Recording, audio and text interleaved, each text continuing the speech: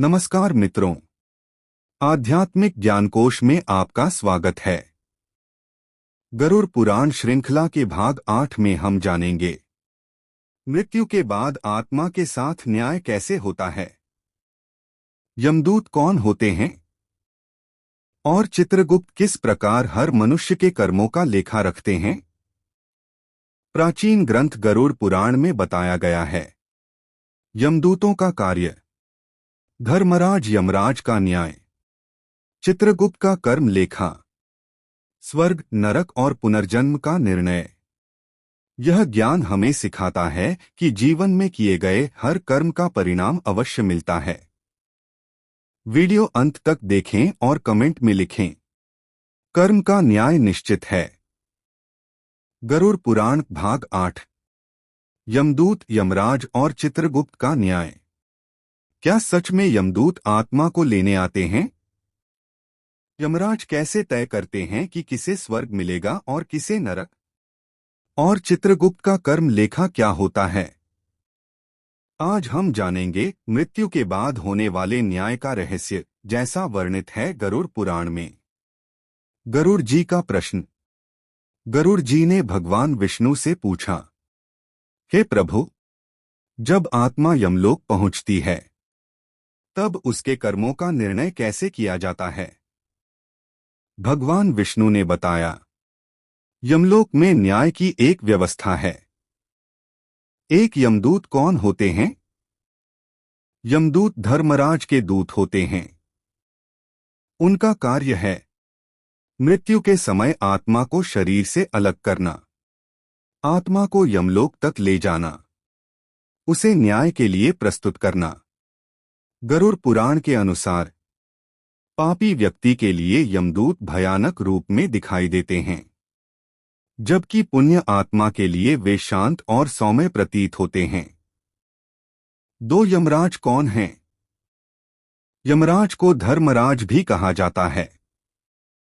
वे मृत्यु के देवता ही नहीं, बल्कि न्याय के देवता भी हैं। उनका कार्य है हर आत्मा के कर्मों का न्याय करना, उसे उचित फल देना। यमराज का न्याय निष्पक्ष माना गया है। 3 चित्रगुप्त का कर्म लेखा। यमराज के साथ एक दिव्य अधिकारी होते हैं, चित्रगुप्त। चित्रगुप्त का कार्य है हर मनुष्य के कर्मों का लेखा जोखा रखना। कहा जाता है कि हर विचार, हर शब्द, हर कर्म उनके दिव्य लेखा में दर्ज होता है।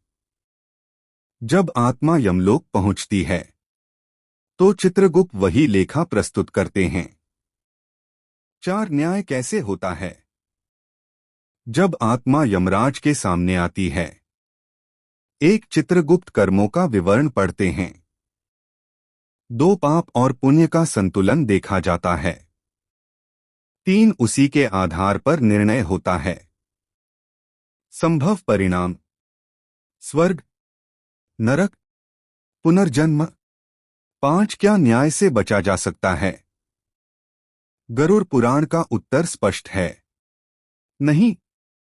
धन, शक्ति, पद कुछ भी वहां काम नहीं आता, केवल कर्म ही साथ जाते हैं।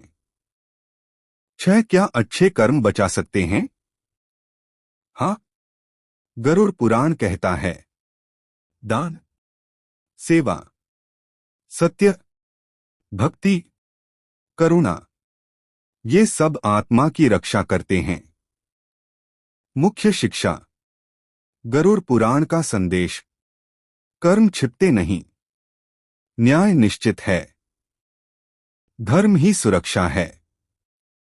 इसलिए जीवन में हर कर्म सोच समझकर करना चाहिए। समाप्ति संवाद। मित्रों, यमराज से डरने की आवश्यकता नहीं, यदि जीवन धर्म के अनुसार जिया जाए, क्योंकि न्याय वहीं होगा जहां कर्मों का लेखा स्पष्ट होगा। अगले भाग में गरुड़ पुराण भाग 9 में जानेंगे स्वर्गलोक कैसा होता है, वहां कौन जाता है, स्वर्ग का सुख कितना समय मिलता है। आध्यात्मिक ज्ञानकोश के साथ धर्म और सत्य की इस यात्रा को आगे बढ़ाएं। अभी लाइक करें, शेयर करें और चैनल को सब्सक्राइब कर आशीर्वाद का भागी बने। बहुत बहुत धन्यवाद। जय सनातन धर्म। जय श्री सच्चिदानंद।